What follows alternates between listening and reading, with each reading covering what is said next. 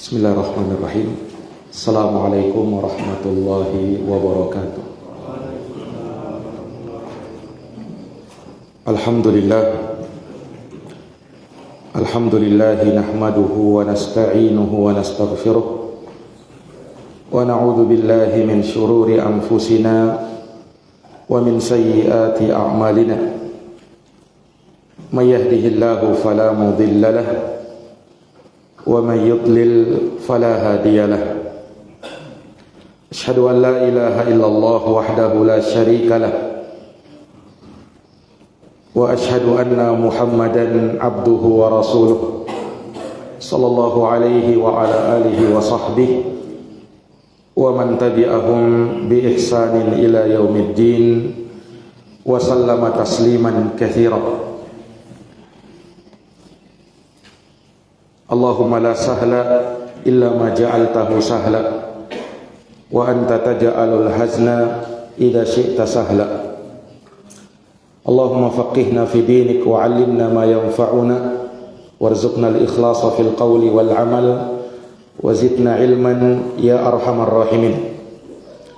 Rabbi shrah li sadri wa yassir li amri wahlul 'uqdatan min lisani yafqahu qawli. Amma ba'd. Ikhwani fid din, a'azzani Allah wa iyyakum. Alhamdulillah bi ni'matihi tatimmus shalihat. Segala puji hanya bagi Allah yang dengan nikmat-nikmatnya tertunai segala amal-amal kebajikan. Salawat beserta salam semoga senantiasa tercurahkan kepada junjungan kita Nabi Agung Nabi besar Muhammad sallallahu alaihi wasallam, kepada keluarganya, para sahabatnya, serta umatnya yang senantiasa meniti jalannya sampai hari kiamat. Ikhwani fid din, hadirin jamaah salat subuh yang dirahmati dan dimuliakan oleh Allah. Satu perkara yang harus kita syukuri bersama ketika kita dijadikan sebagai seorang muslim beragama dengan agama Islam. Karena Islam adalah satu-satunya agama yang diridhai di sisi Allah. Innad dina indallahil Islam. Sesungguhnya agama, din yang Allah ridhai satu-satunya hanyalah Islam. Wa raditu lakumul Islam madina. Dan Allah ridha Islam sebagai agama bagi kalian. Orang yang mencari din selain Islam maka tidak akan diterima. Wa may yabtaghi ghairal islami dinan fala yuqbala min wa huwa fil akhirati minal khasirin. Orang yang mencari agama selain daripada Islam maka sekali-kali Allah tidak terima darinya dan di akhirat termasuk orang yang merugi. Seluruh ahli tafsir sepakat tentang ayat ini bahwa siapa yang berjumpa dengan Allah Subhanahu wa taala dalam keadaan tidak berislam, di luar agama Islam, maka dia akan menjadi penduduk neraka kekal selama-lamanya di dalamnya.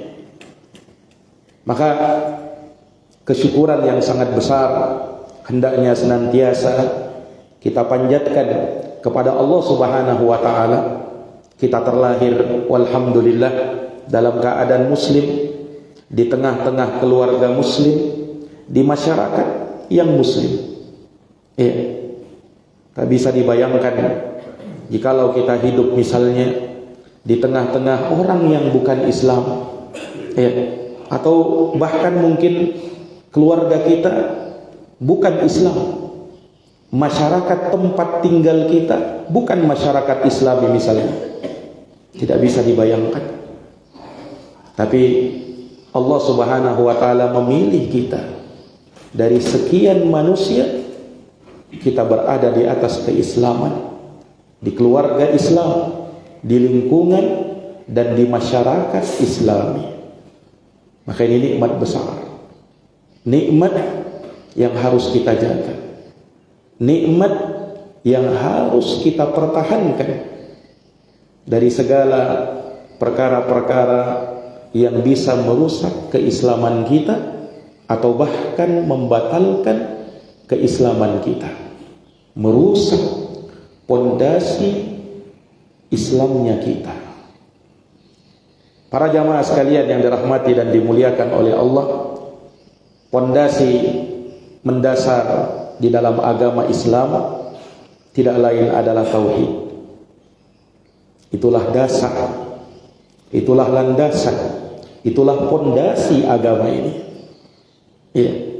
Berbicara tentang tauhid, maka tidak main-main.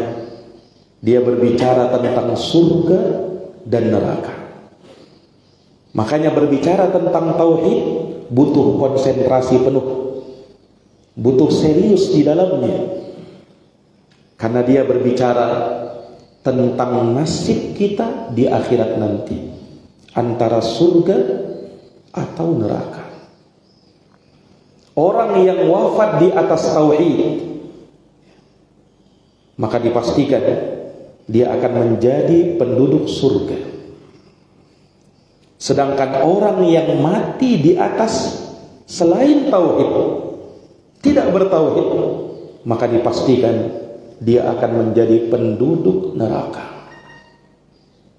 Maka jamaah sekalian, ini ilmu yang sangat penting, ilmu yang sangat wajib untuk kita pelajari, memahami tentang hakikat tauhid. Syarat untuk masuk surga adalah bertauhid dan jauh dari yang namanya syirik sebagai lawan dari tauhid. Syarat terhindar dari api neraka adalah menjauhi syirik dan harus bertauhid kepada Allah Subhanahu wa taala. Maka dari sini para jamaah sekalian, tauhid itulah yang paling pertama dan dia yang utama. Dia adalah ilmu prioritas sebelum ilmu-ilmu yang lainnya. Sebelum kita membicarakan tentang sholat, tentang sedekah, tentang haji, tentang puasa, ya, tentang akhlak, tentang muamalah, maka ini yang pertama, dia ilmu prioritas dan dia menjadi syarat diterimanya amal ibadah kita. Makanya para ulama menyebutkan, sebagian ulama menyebutkan bahwa syarat diterimanya amal ibadah selain dua hal yang kita tahu itu ittiba, ikhlas dan mutaba'ah. Di antara para ulama ada yang memasukkan syarat harus bertauhid, akidahnya lurus, tauhidnya selamat, maka baru amal ibadahnya diterima di sisi Allah Subhanahu wa taala. Maka jamaah sekalian, tentu pelajaran pembahasan tentang tauhid mungkin antum juga sering dapatkan.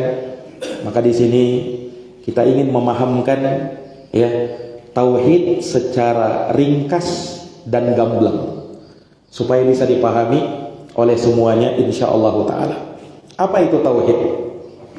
Tauhid, para hadirin yang dirahmati oleh Allah, secara bahasa dia masdar dari kata wahhada yuwahhidu tauhidan, yang dalam bahasa Arab artinya ja'lus syai'i wahidan.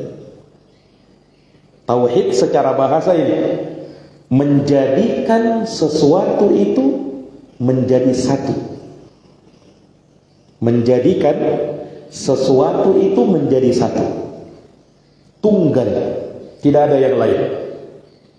Ya, contoh secara bahasa ini, secara bahasa, saya ingin mentauhidkan si fulan di dalam masjid. Saya ingin tauhidkan dia. Artinya apa? Saya ingin jadikan dia satu-satunya dalam masjid, tidak ada yang lain. Maka bagaimana caranya? Sementara banyak orang di masjid, saya mau tauhidkan dia seorang diri. Satu-satunya dalam masjid cuma dia, tidak ada yang lain. Caranya saya untuk mentauhidkan dia itu, saya suruh semua orang keluar dulu dari masjid. Kemudian saya tetapkan yang hanya ada di masjid cuma si fulan. Berarti apa? Secara bahasa, saya mentauhidkan si fulan di dalam masjid. Ada yang kita nafikan, ya, kita suruh keluar semuanya. Kemudian ada yang kita tetapkan, ya, yang kita tauhidkan itu. Nah, ini secara bahasa. Nah, begitu juga kalau kita ingin mentauhidkan Allah, berarti apa? Allah kita jadikan satu-satunya, tidak ada yang lain. Ya. Yang disembah selain Allah itu banyak. Ada yang nyembah pohon, ada yang nyembah batu, ada yang nyembah kuburan, ada yang menyembah hewan, ada yang menyembah benda pusaka. Banyak yang menyembah selain Allah. Kita nafikan semuanya, kita tolak, tidak berhak disembah. Kemudian kita tetapkan hanya Allah satu-satunya yang disembah. Itu namanya apa? Tauhid. Nah, ini para jamaah, itu secara bahasa itu. Tauhid artinya menunggalkan Allah, mengesahkan Allah. Dan secara istilah syar'i, inilah yang didefinisikan oleh para ulama, tauhid adalah ifradullahi ta'ala bil ibadah. Ifradullahi ta'ala bil ibadah. Mengesahkan Allah, menunggalkan Allah di dalam ibadah. Ini tauhid ini. Iya. Jadi seseorang yang mengesahkan Allah, Allah satu-satunya yang diibadahi, Allah satu-satunya yang disembah, maka dia telah mentauhidkan Allah. Allah itu esa kan? Iya. Dalilnya apa? Quran. Qul huwallahu ahad. Katakanlah dialah Allah yang maha tunggal, yang maha esa. Ini dalam surat apa ini? Surat Al-Ikhlas. Yang kata Nabi, surat Al-Ikhlas itu ta'dilu thulutsal Quran. Dia menyamai sepertiga Al-Quran. Itu surat Ikhlas itu. Di antara surat paling pendek dalam Quran. Ya, surat Al-Ikhlas. Surat andalan itu. Sering dibaca. Ya, mudah-mudahan bukan hanya karena pendeknya, tapi karena makna kandungannya. Nah, kenapa sampai Nabi menyebut surat Al-Ikhlas itu sulusal Quran, setanding dengan sepertiga Quran? Ya, karena kata ulama, Quran itu globalnya isinya cuma 3. Yang pertama, Quran itu menjelaskan tentang tauhid. Itu sepertiga pertama. Sepertiga kedua, Quran itu menjelaskan tentang ahkam, hukum-hukum syariat, berbicara tentang halal dan haram. Dan yang ketiga, Quran itu bercerita tentang, menyebutkan tentang al-qasas, kisah-kisah. Makanya sering kita temukan dalam Quran kisah para anbiya, ya, kisah umat-umat terdahulu diceritakan di dalam Al-Quran. Jadi Quran globalnya cuma 3 ini, tidak ada yang lain. Nah, ternyata surat Al-Ikhlas, kata Nabi dia sepertiga Al-Quran. Kenapa? Karena surat Al-Ikhlas ini dari awal sampai akhirnya pembahasannya cuma satu, yaitu tauhid. Maka dia sepertiga Al-Quran. Ini para hadirin yang dirahmati dan dimuliakan oleh Allah Subhanahu wa taala. Nah, maka saat kita beribadah hanya kepada Allah, itu namanya tauhid. Dan hanya kepada Allah satu-satunya, kita tunggalkan Allah. Ketika kita sholat karena Allah saja, itu tauhid. Ketika kita puasa karena Allah semata, itu tauhid. Ketika kita sedekah di jalan Allah saja, maka itu tauhid. Karena tauhid itu menunggalkan Allah. Tauhid itu mengesahkan Allah. Ya. Apabila kita tidak mengesahkan Allah di dalam ibadah, maka disitulah kita telah menyekutukan Allah Subhanahu wa ta'ala. Muncul kata syirik. Syirik lawannya lawannya tauhid. Iya. Dia menduakan Allah. Dia tidak mengesahkan Allah lagi. Iya. Walaupun dia beribadah kepada Allah, tapi beribadah juga kepada selain Allah, maka dia musyrik. Bahkan hakikat kesyirikan itu begitu. Jangan disangka orang-orang musyrikin dulu tidak menyembah Allah, Pak. Mereka sembah Allah juga. Ya, orang musyrikin itu. Bahkan ya, ada riwayat menyebutkan bahwa orang musyrikin juga meyakini Allah ada di atas sana. Disebutkan dalam sebuah hadis yang sahih, ketika ada seorang musyrik datang, ya, kemudian ditanya sama Nabi, ya fulan, namanya Husain, ya Husain, ya, untuk hari ini berapa Tuhan yang kau sembah? Nabi tanya begitu karena sesembahannya orang musyrikin itu banyak. Di sekitar Ka'bah saja ada 360 berhala. Banyaknya Tuhan mereka. Makanya orang musyrikin itu kalau nyembah Tuhannya harus ngantri. Ngantri untuk disembah. Karena tidak mungkin mereka dalam satu hari bisa menyembah 360 berhala. Tuhannya harus ngantri dulu. Makanya Nabi nanya, ya, yang kau sembah hari ini berapa Tuhan? Kata si Husain musyrik tadi berkata, yang kusembah pada hari ini ada 7 Tuhan. Dia bilang apa? 1 di langit, 6 yang ada di bumi.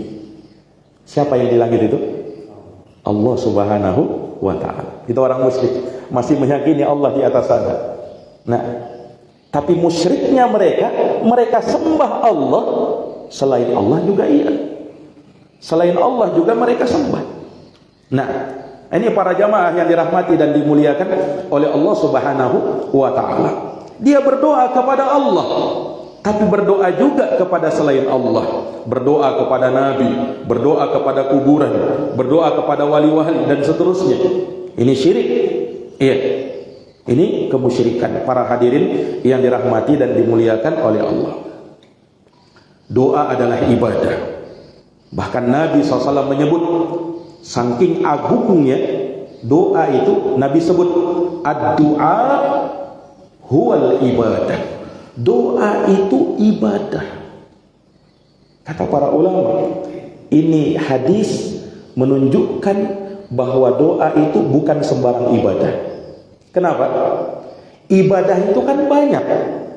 Ya kan? Salat ibadah, puasa ibadah, haji ibadah, birrul walidain ibadah, silaturahim ibadah. Banyak ibadah itu. Tapi dari sekian ibadah Nabi sebut apa? Doa. Iya, ini pengkhususan menunjukkan bahwa doa bukan sembarang ibadah. Dia ibadah yang sangat mulia. Dia ibadah yang sangat utama. Mirip ketika Nabi mengatakan tentang haji. Kata Rasulullah apa? Dalam hadisnya, al-hajju Arafah. Haji itu wukuf di Arafah. Padahal kita paham kan, orang yang haji bukan cuma wukuf di Arafah. Banyak ritual haji itu. Tapi kenapa Nabi cuma sebut wukuf di Arafah? Karena wukuf di Arafah ya, dalam ritual haji itu yang terbesar. Itu yang teragung. Tidak sah haji seseorang kalau tidak wukuf di Arafah. Sama ini. Ketika Nabi menyebut ad-du'a'u huwal ibadah, menunjukkan bahwa doa itu bukan sembarang ibadah. Rasulullah menyatakan dalam hadisnya, laisa syai'un akramu 'ala Allah minad du'a.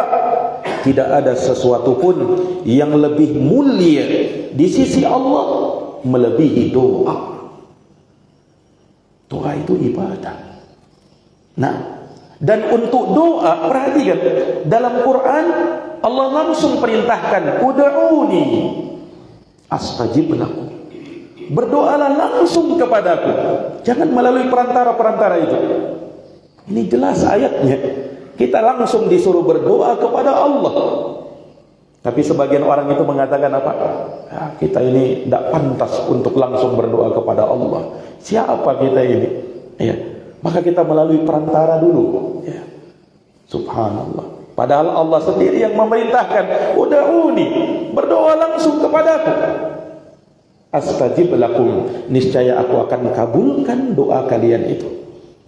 Innal ladzina yastakbiruna an ibadati sayadkhuluna jahannama dakhirin. Sesungguhnya orang-orang yang menyombongkan diri dari beribadah kepadaku, maka dia kelak akan masuk ke dalam neraka jahanam dalam keadaan hina. Maka jamaah sekalian, faedahnya apa? Setiap ibadah yang harusnya diserahkan kepada Allah, dia serahkan kepada selain Allah, maka itu syirik. Itu adalah kesyirikan kepada Allah Subhanahu wa ta'ala. Ini para jamaah yang dirahmati dan dimuliakan oleh Allah. Orang yang tadinya sholat karena Allah, tapi ketika muncul ada orang yang memperhatikan dia, ya, mulai lain-lain dia. Nah, mulai dia beribadah pada saat itu bukan lagi karena Allah, tapi supaya mendapatkan pujian. Maka apa yang dia lakukan? Dia perindah-indah sholatnya. Yang tadinya kalau dia ruku sebentar saja, tapi begitu ada orang yang melihat, dia buat lama rukunya. Tadinya pada saat dia sujud biasa saja, sebentar saja, tapi begitu ada orang yang memperhatikan dia, begitu lama sujudnya. Ini ada indikasi orang ini tidak bertauhid di dalam sholatnya, tidak ikhlas. Ini syirik yang sangat dikhawatirkan oleh baginda Nabi menimpa umatnya. Rasulullah pernah bersabda, akhwafu ma akhafu alaikum asyirkul khafi. Yang paling aku khawatirkan menimpa kalian adalah syirik yang tersembunyi. Syirik yang tersembunyi. Kenapa tersembunyi? Karena muncul tiba-tiba bisa. Tadinya dia ikhlas, awalnya dia fokus kepada Allah, tapi begitu ada orang yang memperhatikan, mulai bergeser niatnya. Ya, tidak fokus lagi kepada Allah, mulai dia mengharapkan pujian orang ini, sanjungan orang ini. Ini kesyirikan. Dia tidak menunggalkan Allah lagi kan? Ya, tapi ada harapan yang lain. Harusnya kita sholat mengharapkan pahala di sisi Allah, tapi ini mengharapkan pujian orang. Ini yang paling dikhawatirkan oleh Nabi. Asyirkul khafi, syirik yang tersembunyi. Nabi contohkan lagi, yaqumur rajul fayusalli wa yuzayyinu salatah lima yara min nadharir rajul. Seseorang berdiri, dia sholat, kemudian dia percantik sholatnya, dia perbagus sholatnya. Kenapa? Karena dia lihat ada orang lain yang memperhatikan sholatnya dia. Ini para hadirin yang dirahmati dan dimuliakan oleh Allah Subhanahu wa ta'ala. Makanya jamaah sekalian, untuk bisa memahami tauhid, kita harus tahu lawannya, yaitu syirik. Tidak akan bisa paham dengan sempurna kita tauhid kalau tidak paham itu syirik. Itu kemestiannya. Iya, kalau kita tahu sesuatu, maka kita harus tahu lawannya juga. Fadiddu yudhiru husnahu diddu wa bididdiha tatabayyanul asya. Sesuatu itu akan semakin nampak, kata ulama, kalau kita tahu lawannya. Dan dengan tahu lawannya, maka akan jelas semuanya. Ya, tauhid tidak akan mungkin sempurna kita paham sebelum kita tahu apa yang menjadi lawan tauhid itu, yaitu syirik. Makanya orang yang berbicara tauhid pasti akan menyinggung tentang syirik. Pasti itu. Karena itu lawannya. Karena kalau tidak bertauhid berarti syirik. Ya.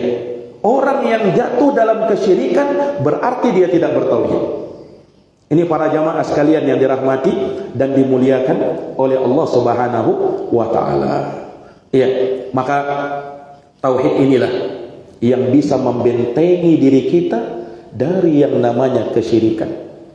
Orang kalau semakin paham tauhid, maka dia akan semakin takut dengan yang namanya syirik. Sebaliknya, orang kalau kurang paham tauhid, tidak takut dia dengan kesyirikan. Itu menunjukkan tauhidnya masih kurang. Ya. Kenapa? Jangankan kita, bayangkan Imamul Muwahhidin, Imamul Hunafa, Nabi Ibrahim alaihissalam. Beliau itu imamnya orang-orang yang bertauhid, yang sampai Nabi Muhammad sallallahu alaihi wasallam Allah perintahkan untuk mengikuti millahnya Nabi Ibrahim. Cara beragamanya Nabi Ibrahim yaitu tauhid. Anittabi' millata Ibrahim hanifa. Perintah kepada Nabi untuk ikut kepada millahnya Nabi Ibrahim. Tapi bersamaan dengan itu, lihat Nabi Ibrahim berdoa kepada Allah, saking takutnya dia dengan kesyirikan. Wajnubni wa baniya an na'budal asnam. Doanya Nabi Ibrahim, wahai Tuhanku, jauhkan saya, tidak cukup saya, tapi keturunan saya juga. Jauhkan kami semuanya dari menyembah kepada berhala. Lihat Nabi Ibrahim itu saking takutnya dengan kesyirikan. Makanya orang semakin takut dengan syirik berarti bagus pemahamannya tentang tauhid. Karena kesyirikan itu yang paling besar, melebihi dosa apapun yang ada di dunia ini. Subhanallah. Pernah disebutkan ya, Syekh Muhammad bin Abdul Wahhab An-Najdi rahimahullahu taala. Beliau itu kan ya dikenal pembahasan beliau ya itu banyak-banyak tentang tauhid. Makanya kutubnya Syekh Muhammad bin Abdul Wahhab An-Najdi itu bahasannya tentang tauhid kebanyakannya. Walaupun beliau juga punya kitab tentang fikih, bahkan beliau punya kitab tentang sirah, Syekh Muhammad bin Abdul Wahhab. Tapi terkenalnya beliau pembahasannya memang tentang tauhid. Penekanannya memang tentang tauhid. Makanya suatu hari beliau pernah ditanya, "Ya Syekh, kenapa pembahasanmu itu tauhid terus? Kenapa bukan yang lain? Ya, kenapa harus tauhid terus?" Maka suatu hari beliau ingin memberikan pengajaran kepada murid-muridnya, Syekh Muhammad bin Abdul Wahhab An-Najdi rahimahullah. Maka suatu hari sebelum beliau mengajar, maka beliau sebutkan kepada murid-muridnya. Ya, beliau bercerita sebelum majelis ini. Kata beliau, tadi di jalan saya dapat kabar, ya, ada seseorang ya yang dia melakukan kesyirikan, menyembah kepada selain Allah Subhanahu wa taala. Ya. Maka murid-muridnya pun, Masya Allah. Nah, mereka jatuh ke dalam kesyirikan. Ya. Ya, responnya biasa begitu. Besoknya Syekh Muhammad bin Abdul Wahhab mengajar lagi. Tapi sebelum beliau mengajar, beliau ceritakan lagi. Tadi saya dapat kabar, saya dapat berita, ada seseorang anak berzina dengan ibu kandungnya sendiri. Mendengar itu, murid-muridnya Syekh Muhammad bin Abdul Wahhab ribut. Ngerinya luar biasa. Nah, kok bisa sampai terjadi begitu? Ya. Nah, di situ Syekh Muhammad bin Abdul Wahhab melihat respon mereka. Ketika disebutkan tentang kesyirikan, biasa saja. Tapi pada saat disebutkan tentang dosa, dosa juga itu bukan dosa sembarangan. Seorang berzina dengan ibu kandungnya sendiri, nauzubillah. Nah, Tapi kalau mau dibandingkan dosa syirik, mana yang lebih besar? Dosa syirik. Ya. Harusnya itu yang lebih kita ngeri terhadap kesyirikan ini. Nah, Syekh ingin melihat ya, bagaimana tingkat pemahaman murid-murid beliau. Menunjukkan belum, masih kurang. Ya. Syirik itu dosa paling besar, melebihi dosa apapun yang ada di dunia. Tanamkan itu. Jangan sampai kalian melihat kesyirikan biasa saja.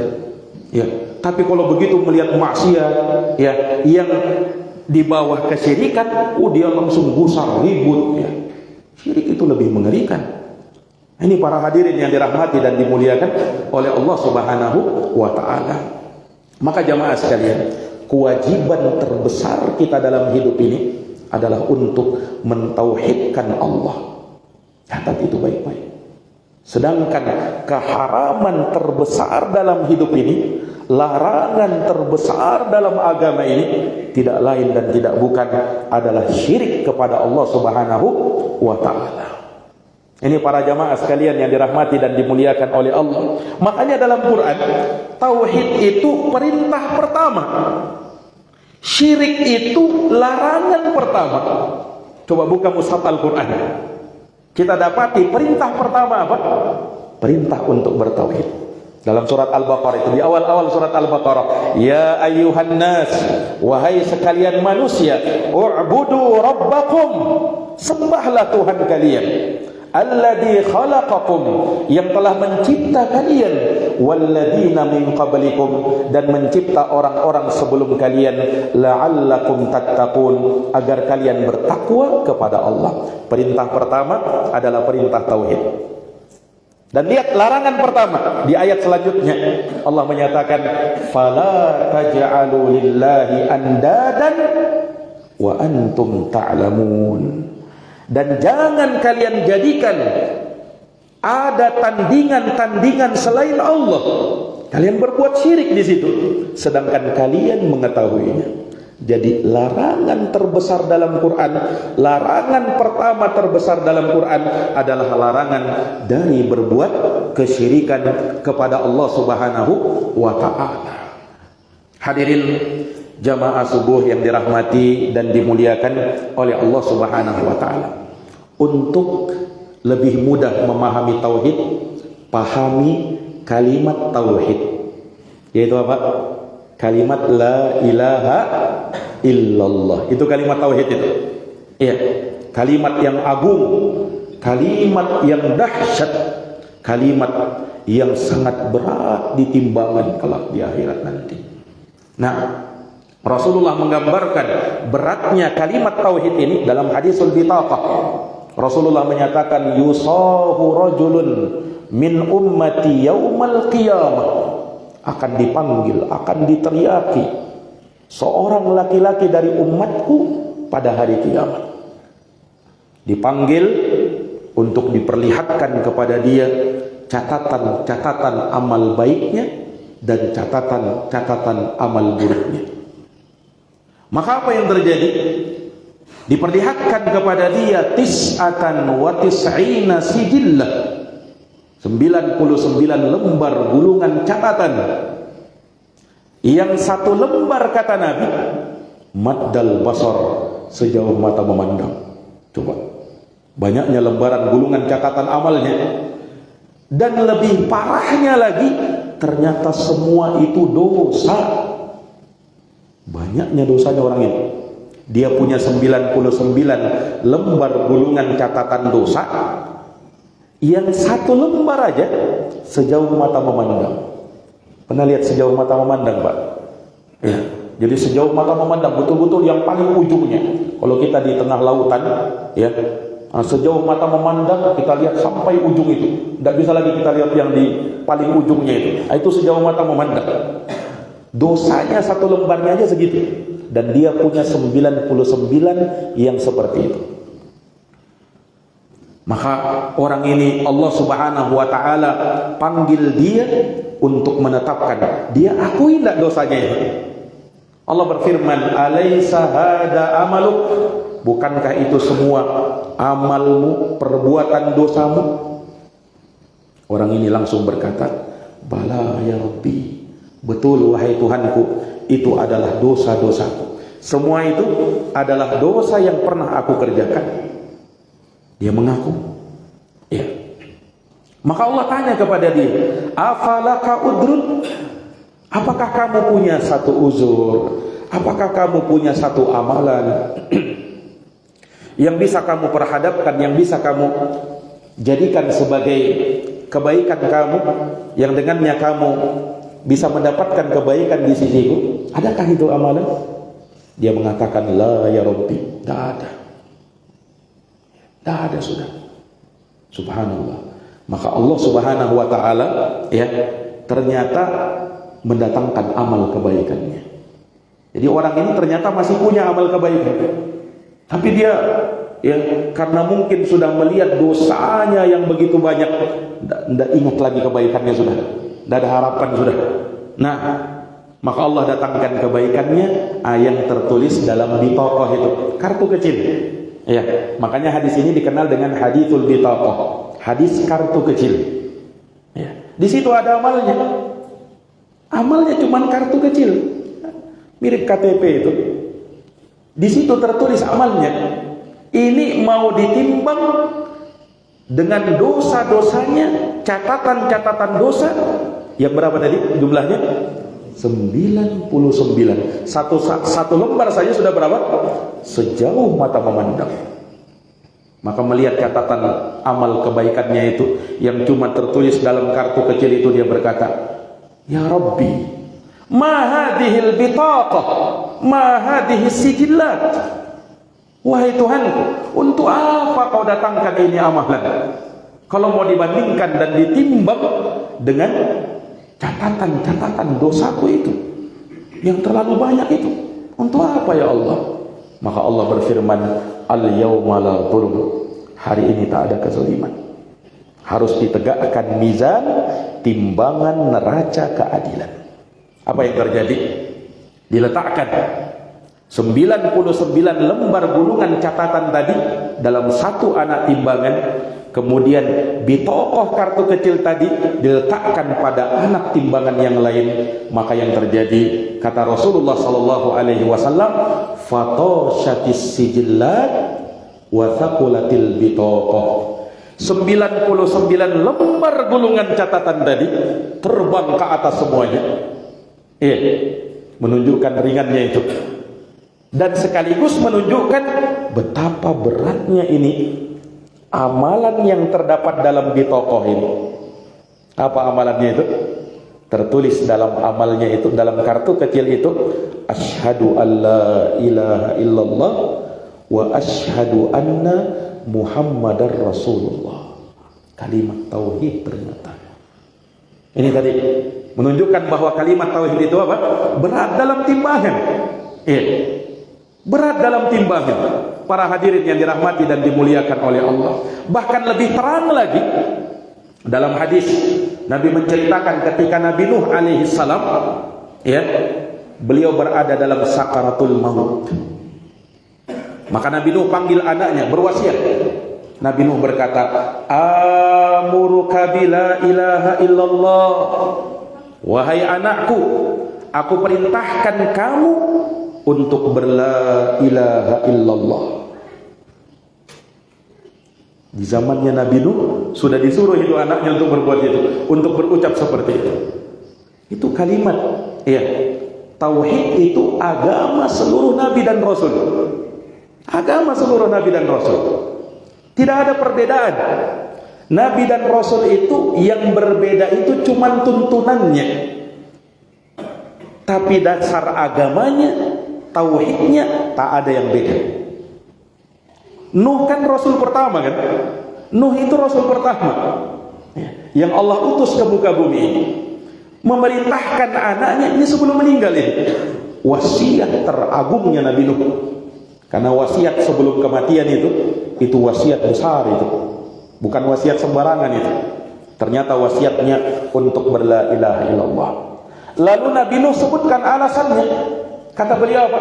Fa innas samawati sab'a wal aradina sab'a law wudi'at fi kiffatin wa la ilaha illallah fi kifa rajahat bihinna la ilaha illallah.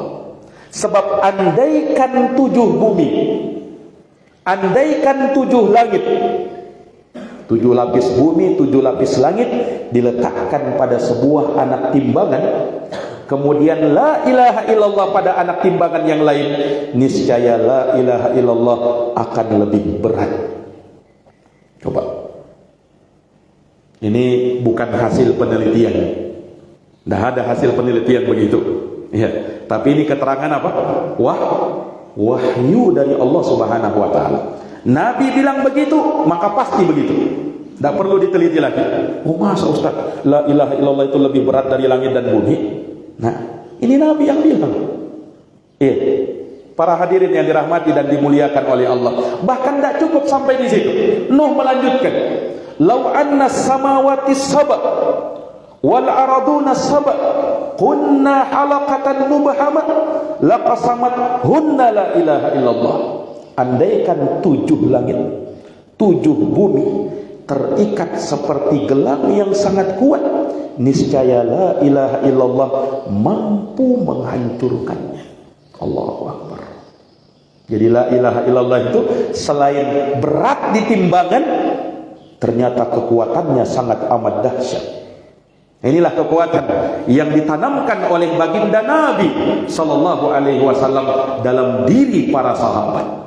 Makanya sahabat itu kuat-kuat, ya kan? Para sahabat itu kuat-kuat, luar biasa mereka itu.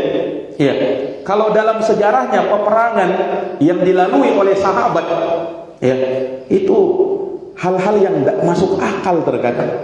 Di perang Badar, sahabat jumlahnya cuma 300 sekian belas orang melawan 1000 orang. Melawan 1000 orang, 1 banding 3. Di perang Uhud, sahabat jumlahnya cuma 700 orang, tadinya 1000, kemudian orang munafikin keluar 300 orang, sehingga jumlah kaum muslimin cuma 700 lawan 3000 di perang Uhud. Ya, coba para hadirin yang dirahmati oleh Allah, di perang Ahzab, disebut juga dengan perang Khandaq, itu 3000 lawan 10.000, lawan 10.000. Coba para hadirin yang dirahmati dan dimuliakan oleh Allah, tidak masuk akal lagi, ya, dalam perang melawan Rum yang dimenangkan oleh kaum muslimin ketika itu, ya, disebut juga dengan Ghazwatu Jaisil Umara, karena Nabi mengangkat sejumlah, ya, amir-amir perang ketika itu. Zaid bin Harithah, ya, Abdullah bin Rawahah, ya, Ja'far bin Abi Thalib, semuanya meninggal, ya, semuanya meninggal, sampai ketika panji perang itu berada di tangan Khalid bin Walid, beliau memenangkannya. Nah, perang Mu'tah, berapa lawan berapa itu? Disebutkan dalam sejarah kaum muslimin 3000 orang, sedangkan orang-orang Romawi 200.000 orang. Berapa banding berapa itu? 3000 lawan 200.000, Pak. Itu artinya 3 orang harus menghadapi 200 orang. Tapi dalam sejarah kaum muslimin yang menang. Yang terbunuh dari mereka tidak sampai 10 orang. Sedangkan musyrikin, ya, orang-orang Romawi, mereka banyak terbunuh. Kan luar biasa itu. Kenapa sampai mereka bisa seperti itu?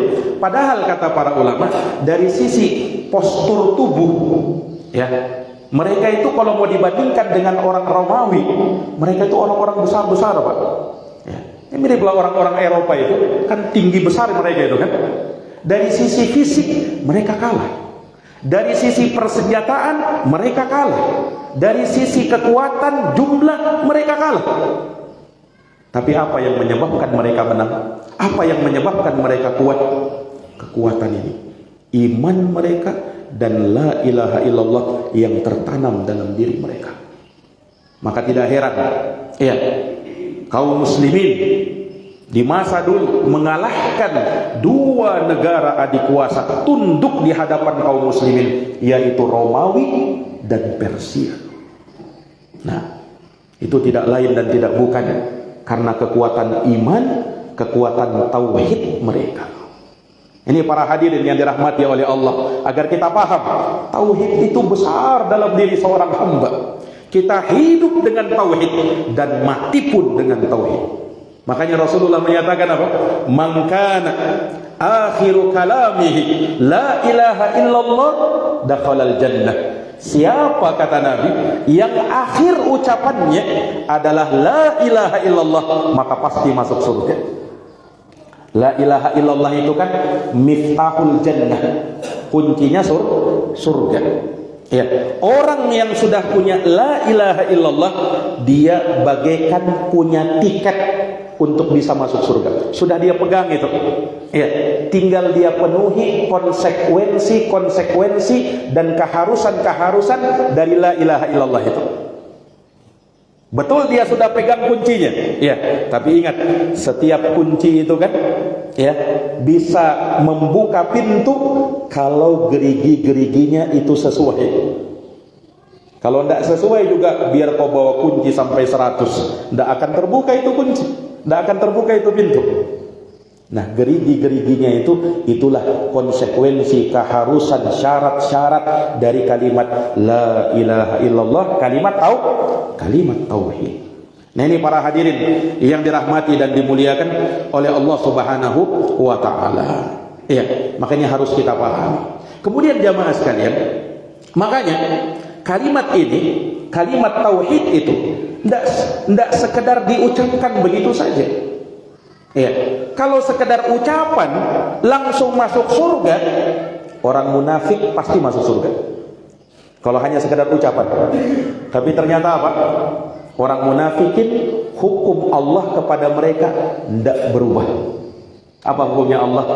Innal munafiqina fid darkil asfali minan nar. Sesungguhnya orang munafik itu berada pada dark. Neraka itu disebut darokat, artinya tingkatan ke bawah. Kalau surga darajat, tingkatannya ke atas. Paling tingginya, paling nikmatnya itu Jannatul Firdaus. Tapi kalau neraka sebaliknya, dia tingkatan ke bawah, namanya darokat. Semakin ke bawah, semakin ngeri siksaannya. Dan yang terbawah adalah orang-orang munafikin. Fiddarkil asfali minan nar. Mereka berada pada kerak terbawah dari api neraka. Biasa kalau kita masak nasi, Pak, ya, ada kerak-keraknya itu kan. Yang paling hangus yang mana itu? Yang paling bawah kan? Nah, itu jamaah sekalian. Itu perumpamaannya kayak begitu. Ya, menunjukkan siksanya paling mengerikan. Kenapa? Ini orang munafikin ini menipu. Ya, yukhadi'unan nas, mereka tipu orang-orang. Tapi mereka tidak bisa tipu Allah Subhanahu wa taala. Kenapa? Karena Allah tahu apa isi hati manusia. Dia bisa tipu orang dengan dia pura-pura mengucapkan la ilaha illallah. Ya, pura-pura berislam, tapi dalam hatinya menyimpan kemunafikan. Orang munafik itu di zaman Nabi terkenal mereka itu. Ya, mereka bersyahadat di hadapan Nabi. Mereka sholat di belakang Nabi. Bahkan pernah ikut jihad bersama Nabi. Orang munafik itu. Tapi hukum Allah kepada mereka tidak berubah. Menunjukkan apa? Kalimat tauhidnya tidak bermanfaat. Kenapa? Sekedar diucapan tanpa diyakini. Ya. Nah, ini para jamaah sekalian yang dirahmati oleh Allah. Makanya untuk bisa menjadikan kalimat tauhid ini bermanfaat dalam diri kita, harus kita pahami betul-betul dia. Bukan sekedar ucapan. Ya, kita sudah berla ilaha illallah, sudah sering kali kita mengucapkan kalimat itu. Dalam sholat kita saja sudah terlalu sering kita mengucapkannya. Tapi pertanyaannya, apakah la ilaha illallah yang kita ucapkan betul-betul telah benar? Ya, sesuai dengan kehidupan nyata, teraplikasi dalam kehidupan kita, sesuai dengan tuntunan agama, sudah atau belum? Dan kita tidak boleh merasa aman. Ya, tidak boleh. Saya sudah mantap, saya sudah ini. Tidak boleh. Nah, justru orang harus selalu berburuk sangka. Jangan sampai saya masih kurang ini. Ya, disitulah kita harus terus mempelajari yang namanya Tauhid. Jangan bosan-bosan belajar tauhid. Iya. Jangan pernah bosan-bosan belajar tauhid. Para ulama itu disebutkan Syekh Saleh bin Fauzan Al-Fauzan hafizahullah taala, beliau itu tidak pernah berhenti dari pelajaran tauhid. Kitab tauhid. Selesai kitab tauhid, beliau ulang lagi dari awal. Selesai tauhid, beliau ulang lagi dari awal. Coba, saking pentingnya pembahasan tauhid ini. Ikhwani fiddin, a'azani Allahu wa iyyakum. Nah, karena dia ilmu yang paling mendasar dia. Nah, dan kita tidak boleh merasa aman. Saya pasti sudah syirik tidak akan mungkin saya tersentuh lah. Nah, ini merasa aman ini. Apa aminu makrallah fala ya'manu makrallahi illa alqaumul khasirun. Apakah mereka merasa aman dari makar Allah? Tidak ada yang merasa aman dari makar Allah kecuali orang yang pasti merugi. Tidak boleh.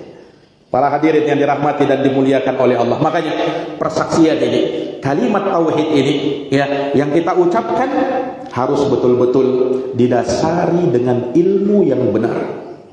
Ini yang pertama dulu. Makanya jangan cuma sekadar ucapan di lisan. Ditanya apa artinya? Tidak tahu dia. Ini tidak mungkin bisa diterima oleh akal. Iya. Dia mengucapkan satu kalimat yang dia harapkan dengan kalimat tersebut dia selamat masuk ke dalam surga, tapi dia tidak tahu apa arti ucapan kalimat itu. Tak mungkin. Iya. Seseorang nanti benar kalimat tauhidnya kalau dia ucapkan dan dia paham ucapan itu. Makanya dalam hadis riwayat Muslim dari Utsman bin Affan radhiyallahu an, Nabi syaratkan ini, man mata wa huwa ya'lam annahu la ilaha illallah dakhalal jannah. Barang siapa yang meninggal dalam keadaan dia ilmui, dia pahami la ilaha illallah, bukan sekedar ucapan kan, tapi dia pahami juga. Iya, maka baru dia akan masuk ke dalam surga. Harus dipahami ini. Iya. Tak boleh hanya sekedar diucapan. Iya. Jangankan kita, Pak. Nabi saja yang ilmunya luar biasa, tapi dalam Quran Allah perintahkan untuk mengilmui itu la ilaha illallah. Apa ayatnya? Fa'lam annahu la ilaha illallah wastaghfir li dzambik. Itu perintah kepada Nabi. Ilmui wahai Muhammad. Apa yang disuruh ilmui? Kalimat la ilaha illallah. Jadi kalau Nabi saja diperintahkan, apalagi kita? Ini Nabi, orang yang paling mantap tauhidnya, tapi masih diperintahkan untuk berla ilaha illallah. Ini para jamaah. Makanya syarat dari kalimat ini harus kita pahami. Ya, harus kita pahami. Setelah kita pahami, kita yakini. Kita yakini. Ya. Karena keimanan itu menuntut keyakinan. Innamal mu'minun, kata Allah, orang-orang yang beriman itu alladzina amanu billahi wa rasulih thumma lam yartabu. Mereka yang beriman kepada Allah dan Rasulnya, kemudian mereka tidak ragu. Tak ada keraguan sedikit pun. Yakin dengan siyakin-yakinnya. Kalau masih ragu, belum. Kalau masih ragu, belum. Iya. Dan ini berdasarkan hadisnya Nabi dalam hadis Abu Hurairah radhiyallahu taala anhu, riwayat Imam Muslim. Kata Nabi, asyhadu an la ilaha illallah wa anni rasulullah. La yalqallahu bihima 'abdun. La yalqallaha bihima 'abdun ghairu syakin fihima illa dakhalal jannah. Kata baginda Nabi, aku bersaksi bahwa tidak ada Tuhan yang berhak disembah kecuali Allah, dan aku adalah utusan Allah, kata Nabi. Tidaklah seorang hamba berjumpa dengan Allah dengan membawa kedua kalimat tersebut dalam keadaan tidak ragu dengan keduanya, maka kata baginda Nabi, melainkan pasti dia akan masuk ke dalam surganya Allah. Coba syaratnya apa? Ghairu syakin fihima, tidak ragu dengan dua kalimat itu. Menunjukkan apa? Harus diyakini. Ini para jamaah sekalian yang dirahmati dan dimuliakan oleh Allah. Nah, sekarang setelah kita tahu bahwa la ilaha illallah itu harus kita pahami, harus kita ilmui, kemudian harus kita yakini. Apa yang mau kita yakini? Apa yang kita mau pahami dalam kalimat la ilaha illallah?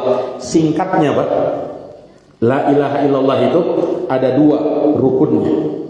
Ini kembali kepada tauhid tadi. Kalau kita paham arti tauhid tadi, paham ini la ilaha illallah. Rukunnya tauhid kan ada dua, an-nafyu wal isbat, penolakan dan penetapan. La ilaha, tidak ada sesembahan yang berhak disembah. Ini an-nafyu, ini penafian. Kita tolak semua yang disembah selain Allah. Ada enggak yang disembah selain Allah? Ada enggak yang disembah selain Allah? Banyak ya kan? Banyak yang menyembah selain Allah. Yang disembah selain Allah itu terlalu banyak. Iya. Ada yang menyembah kuburan, menyembah hewan, ya, bahkan ada yang menyembah kotoran hewan. Nauzubillahi min dzalik. Nah, banyak sesembahan selain Allah, itu semua kita tolak. Betul dia disembah, tapi penyembahan kepadanya itu tidak benar. Batil penyembahan kepadanya. Ini yang pertama dulu. La ilaha, tidak ada sesembahan yang berhak untuk disembah, yang berhak untuk diibadahi. Kemudian illallah. Ini isbat, penetapan.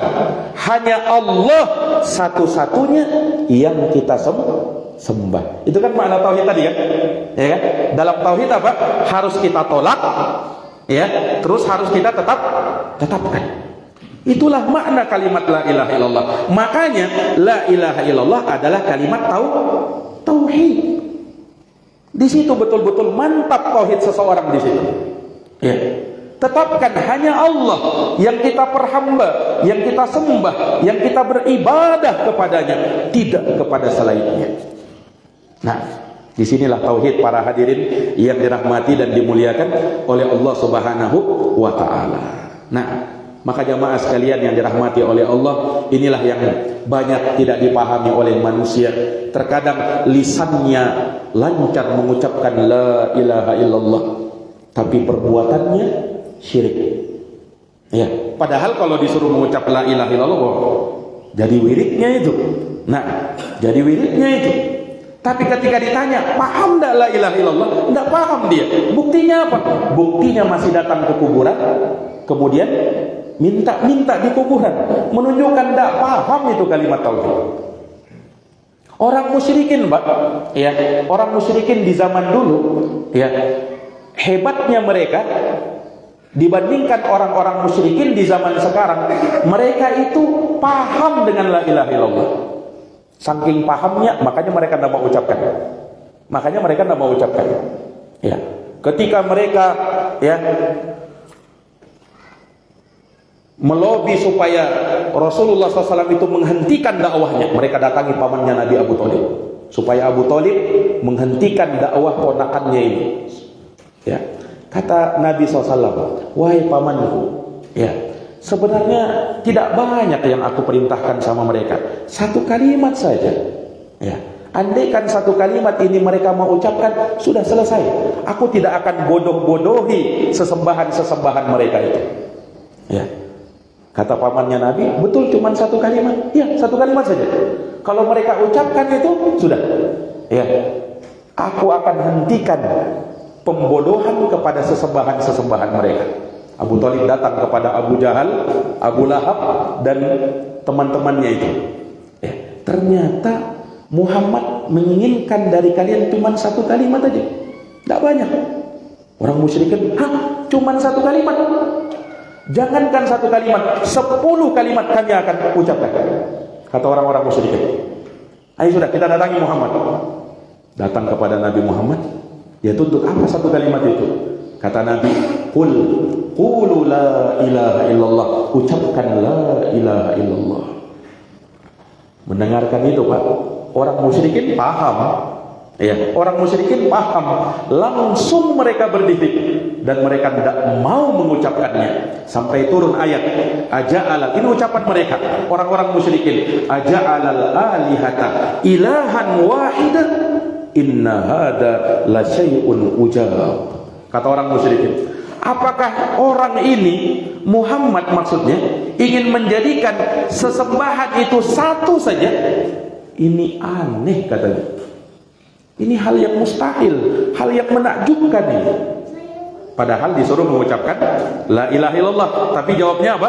Kalimat itu menunjukkan mereka paham kan? Paham mereka, makanya tidak mau berucap itu. Ini para jamaah sekalian yang dirahmati oleh Allah. Nah, orang musyrikin di zaman sekarang lancar, suruh mengucapkan la ilaha illallah, naam, tapi untuk memahaminya mereka tidak paham. Ini para hadirin yang dirahmati dan dimuliakan oleh Allah Subhanahu wa taala. Makanya ini harus betul-betul kita paham. Ya, ini ilmu mendasar. Para hadirin yang dirahmati dan dimuliakan oleh Allah, tidak sah yang lainnya manakala ini belum mantap. Nah, para jamaah yang dirahmati dan dimuliakan oleh Allah Subhanahu wa taala. Maka dari situ kita paham kan? Ya, kenapa kita harus bertauhid? Kenapa kita harus bertauhid? Jelas sudah.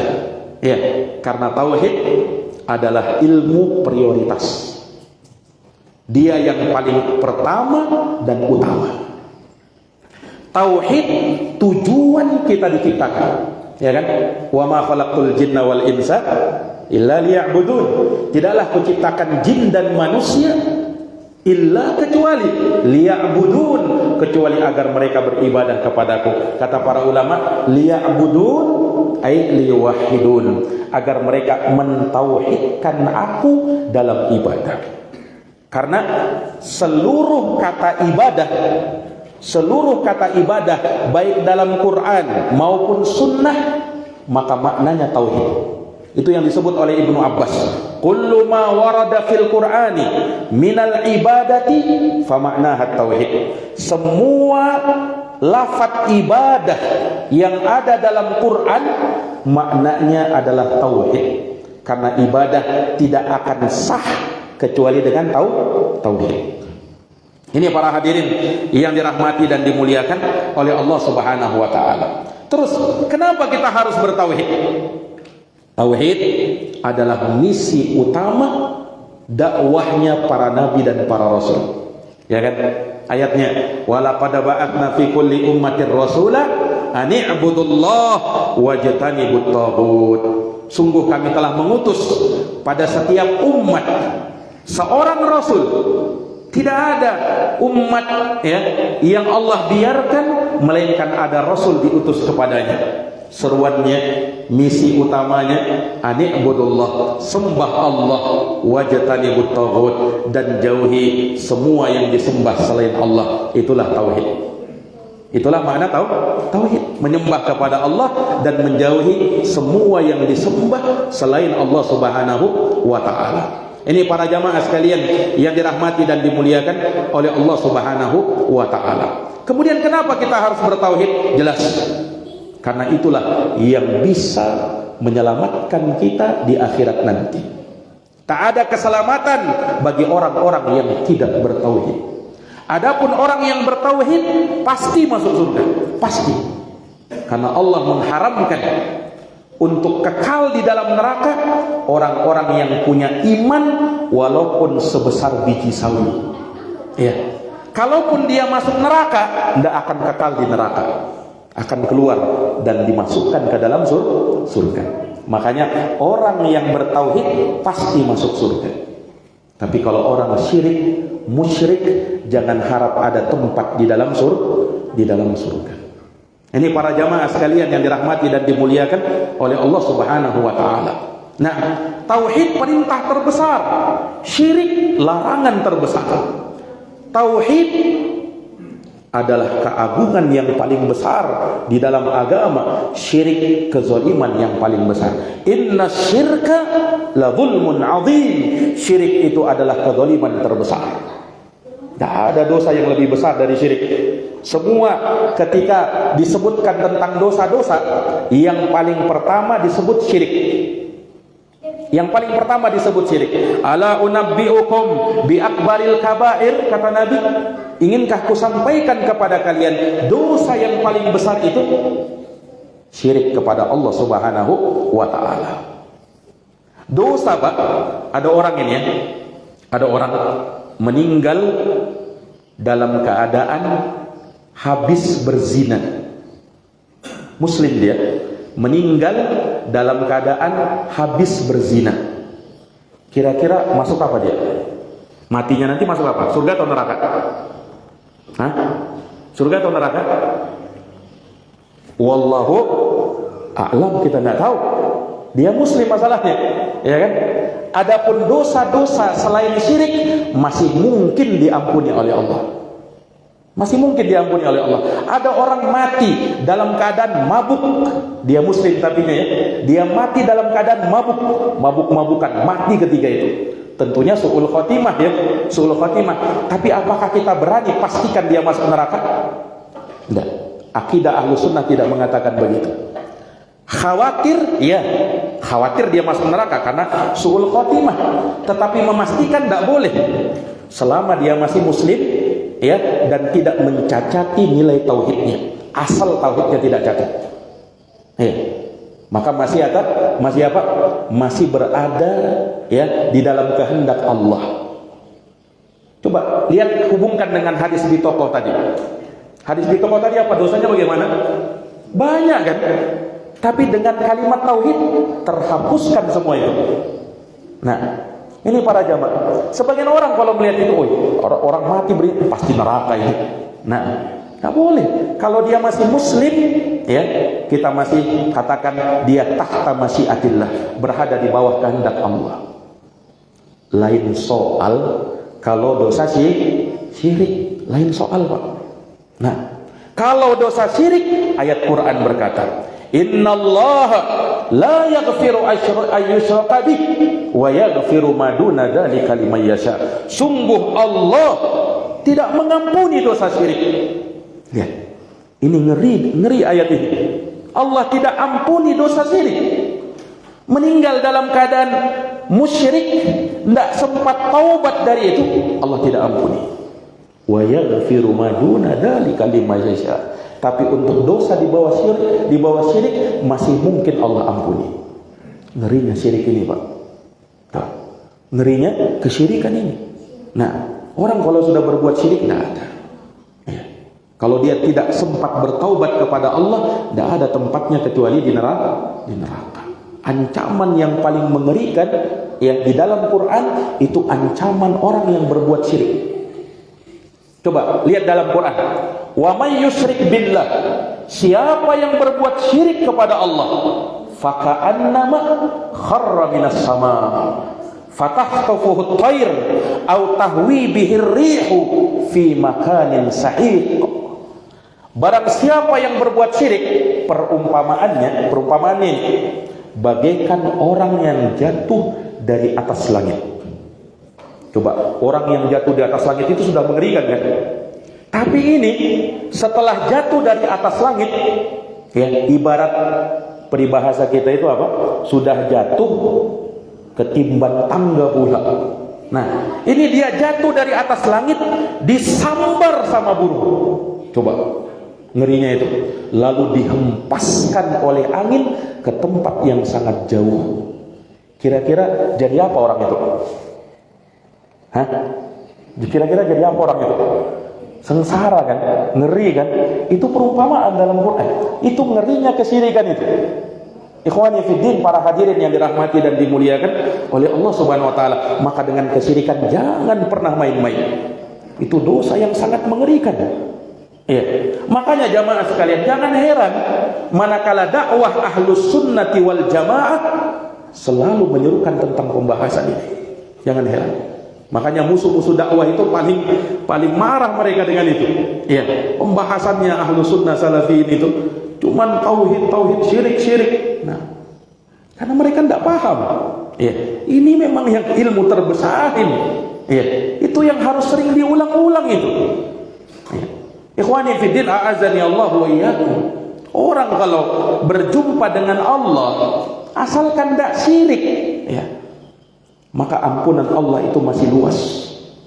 Ini bukan artinya kita meremehkan dosa-dosa yang lain, ya enggak. Tapi maksudnya betapa agungnya nilai tauhid itu.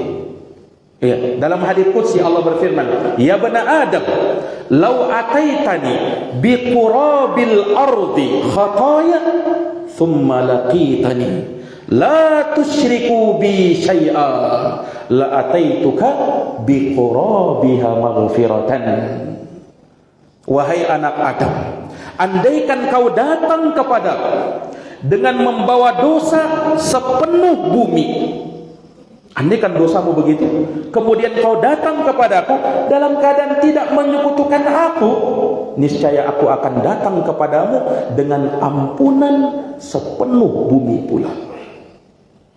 Coba para hadirin yang dirahmati dan dimuliakan oleh Allah, orang yang berbuat kesyirikan, ya jangankan kita, Pak, Nabi ini, ya, saking ngerinya syirik itu, Allah sebutkan Nabi dan para Nabi sebelum beliau, kalau mereka berbuat syirik, habis amal mereka. Allah sebutkan dalam Quran, setelah menyebut para nabi dan para rasul, kata Allah, walau asyraku, andaikan mereka para nabi dan para rasul itu berbuat syirik. Mungkinkah mereka berbuat syirik? Tidak mungkin, kan? Ini nabi dan rasul masalahnya, ya, yang sudah dibimbing sama Allah. Tapi kalau mereka berbuat syirik, supaya kau paham, jangankan kamu, nabi dan rasul aja diancam begini, andaikan mereka syirik, la habita anhum ma kanu ya'malun, niscaya terhapus amal yang mereka kerjakan. Walaqad uhiya ilaika wa ilal ladina min qablika la in asyrakta la yahbatanna amaluka wa la takunanna minal khasirin. Andaikan, kata Allah Subhanahu wa taala, sungguh telah diwahyukan kepadamu wahai Muhammad, dan kepada nabi-nabi sebelum kamu, andaikan kamu, ini Nabi Muhammad, berbuat kesyirikan, niscaya habis amalmu dan kamu termasuk orang yang merugi. Nah, ini para jamaah sekalian yang dirahmati oleh Allah. Nah, kita lihat, ya, di tengah-tengah masyarakat kita, muslim, tapi betapa banyak masih ada yang percaya dengan jimat, ya kan? Masih meyakini jimat penglaris, jimat supaya kebal, jimat supaya ini, supaya itu. Coba, padahal muslim. Ya, man ta'allaqa tamimatan faqad asyrak. Siapa yang menggantungkan jimat, maka dia telah berbuat syirik kepada Allah. Nabi pernah melihat ada sahabat punya gelang kuningan, Pak. Cuman bukan sekedar gelang biasa, ya, ada maksudnya. Ketika Nabi tanya, "Mahadi, apa itu? Gelang apa itu?" Kata sahabat ini, "Minal wahiyah." Ya Rasul, ini gelang untuk tolak bala. Nah, persis kalau sekarang ini biasa anak-anak itu ada diikatkan di pinggangnya itu, ya, tali-tali hitam itu.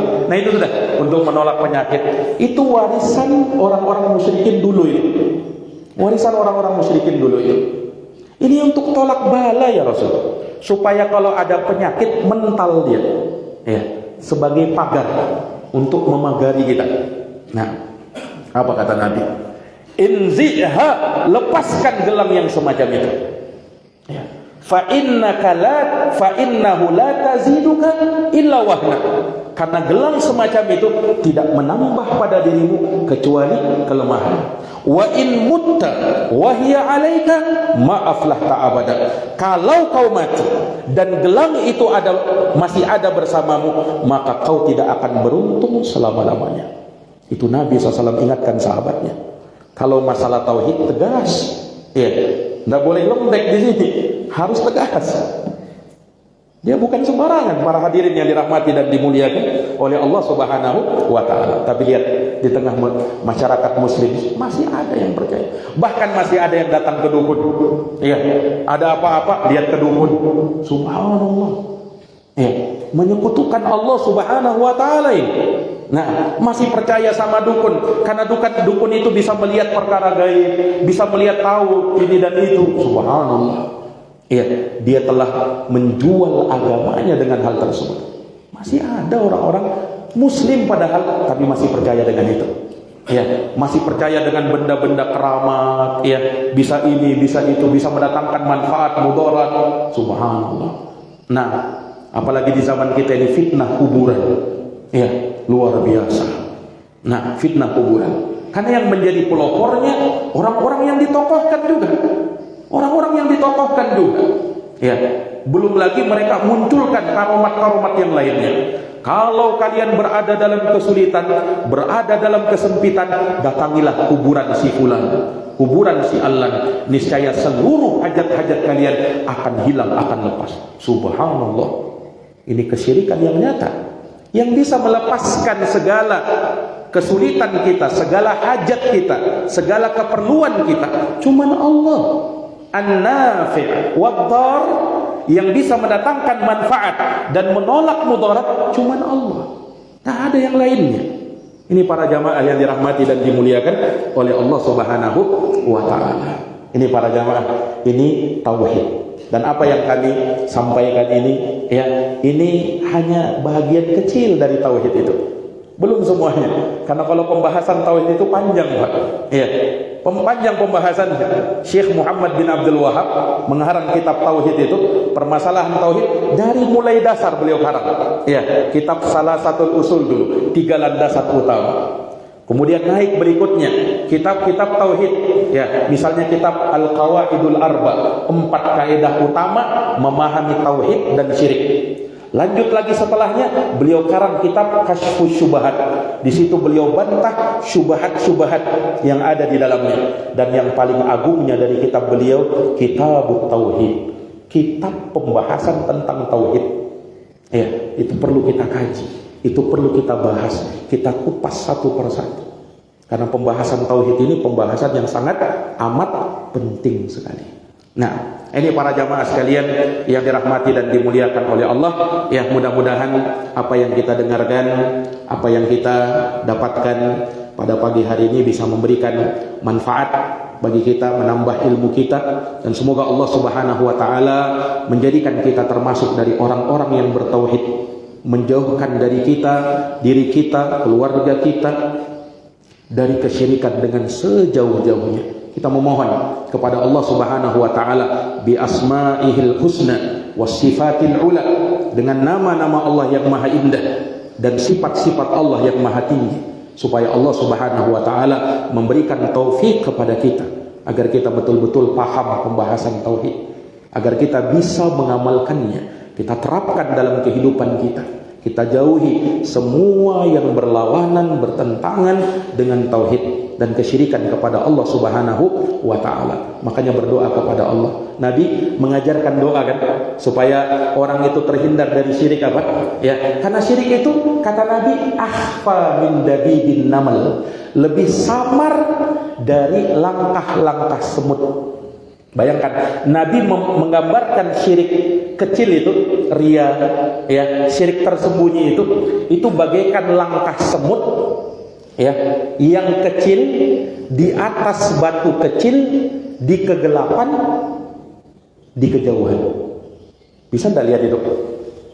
Samar kan? Samar betul. Ya, sampai karena itu sahabat nanya, "Ya Rasulullah, bagaimana kita bisa selamat dari syirik ini?